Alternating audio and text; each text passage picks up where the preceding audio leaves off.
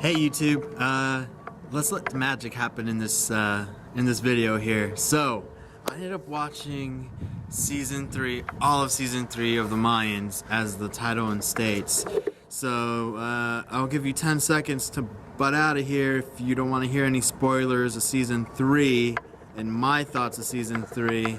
So, let's let the countdown begin at 10, 9, 8, 7, 6, 5, 4, 3, 2, 1. So, your last opportunity here to exit the video.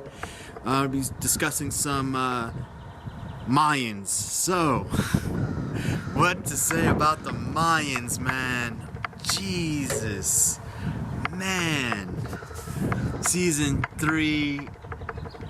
Where do I start with season 3, guys?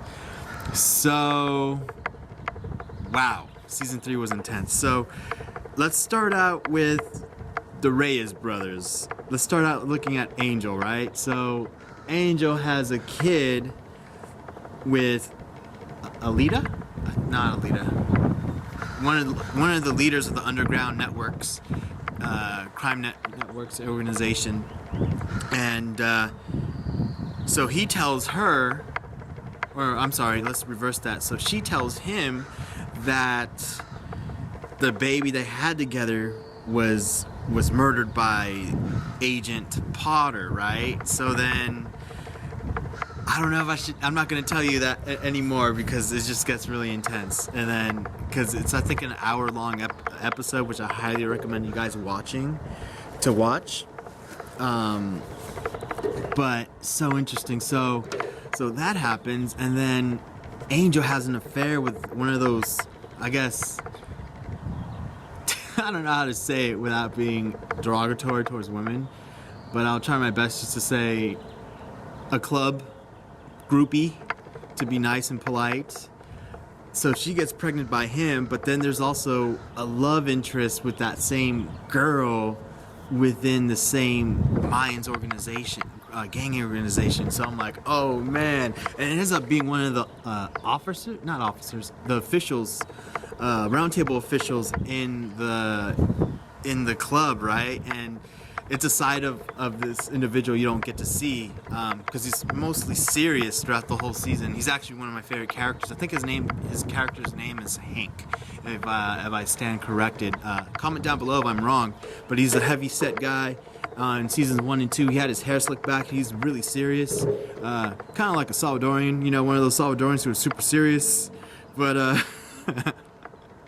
but yeah, so that's what happened there. And then also, I'm just amazing. So that happens, and then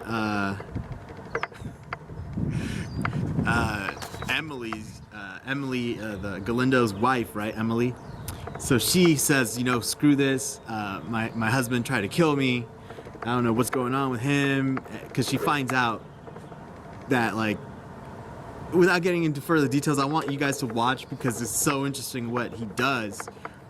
Because he can't take the pressure and I think marriage problems or whatnot he's having with her. And he decides to try to, like, lack of a better term, tries to kill her. So he tries to drug her, he drowns her, right? And then he can't live with himself, so he goes out there and saves her. Thank goodness, because I was like, no, she has to live to continue the story, because I think they only have 4 years left. I don't know how long that contract is, but we can't make it be forever, right? So I think that was a good call on Elgin's writing skills, because I think it was Elgin that ended up writing this episode and directing it. So he gave us a totally interesting perspective. And then, if you guys are following season 3, Coco's on his own little hiatus, so that's interesting. And I don't give any more there. And then the way season 3 ends, you're just like, oh my gosh, all this build up, incredible. Elgin takes you to a dark place, and it just, as soon as you think like it's gonna turn light, it goes back to dark. And I'm just like, whoa, dude. I wonder what his influences were in writing. That would be interesting to know, to have him interviewed on YouTube, if there is an interview out there, and how he became such a good creative writer, let me know. Link the video in the comment or whatever. That's the type of writing that's good, man. That's the type of writing that gives you chills when you're watching shows like that. Actually, a show that really gave me chills like that was back in 2010 when Walking Dead came out.